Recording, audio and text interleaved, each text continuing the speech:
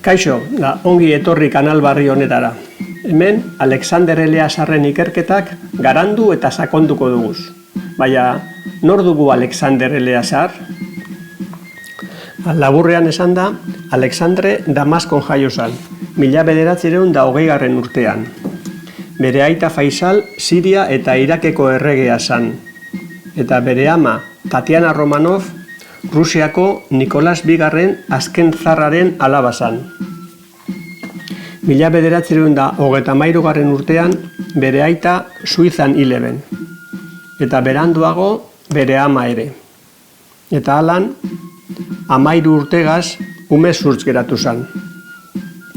Bere umearo eta gaztaroa Frantzian igaro ebazan, beste identitate batekin, bere aurka erasorik ez izateko. Bigarren mundu gerran Frantziako La Bernet konzentrazio esparruan egon zan. 1975 urtean eta jadanik Barcelonan bere ikerketak hasi ebazan. Eta halan, 20 urte beranduago, 1985 urtean bere lehen liburua argitaratu eban, Los Bere, hain arrakastatsua momentu honetan. Frantsesez liburu autobiografiko bat idatzi eban, Operación Alice.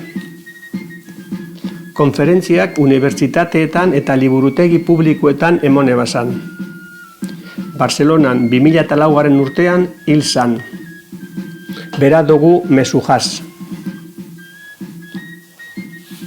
Alexander Eleazarrek uste eban historia zehar gertatutako ekintzak ez direla zuzen azaldu.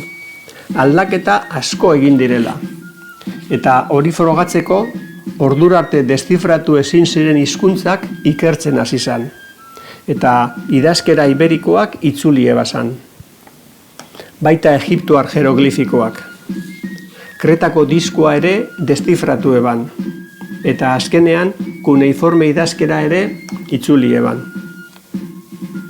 4.000 tekstu baino gehiago aztertu ebazan. Ikerketa hauek egiten ebilela, harrituta, konturatu zan Maria eta Jesusen gertakizunak kristautasuna baino lehenagoak zirela. Eta baita, antxinakoak hizkuntz bakar bat erabiltzen ebela. Hau da, helengoa, antxinakoen hizkuntza. Eta zergaitik kanal honeri izen hau? Eta berik gure lurra dalako. Antxinatik alan deitua. Eta gaur egun Euskal Herrialez ezagutzen dugun gure lur hau. Hurrengo bideoetan ikusiko dugun moduen antxina oso ospetsua eta berezia izan zen. Eta inguruko herrialdeetan mirazpena sortzen zuen. Herri sendoa eta baketsua zen. Eta ez zuen inoiz beste lurralderik gurari. Eta kanal hau zergaitik euskeraz? Lehenengo arrazoia euskera gure hizkuntza dalako. Eta vibrazio eta nortasun berezilek daukozalako. Eta bigarren, Eleazarrek dinozkunez, antxinakoak mundu honetan hizkuntz bakar bat erabiltzen ebela. Helengoa deitua. Eta gure euskerak helengoako 180 daukolako. Hau da, gure euskera antxinakoen hizkuntzatik, helengoatik, mundu guztian hurbilen dauen hizkuntza dela dio Eleazarrek. Uste dut adierazpen honek hausnartze apur bat merezi dauela. Eleazarrek dio euskera hizkuntz sakratua izan beharko zala. Hitz ederrak, euskaldun ez dan batek esateko.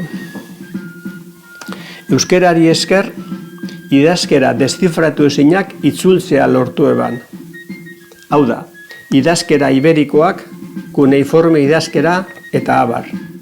Inork ez ebazan lortu itzultzea. Eleazar dugu lehena.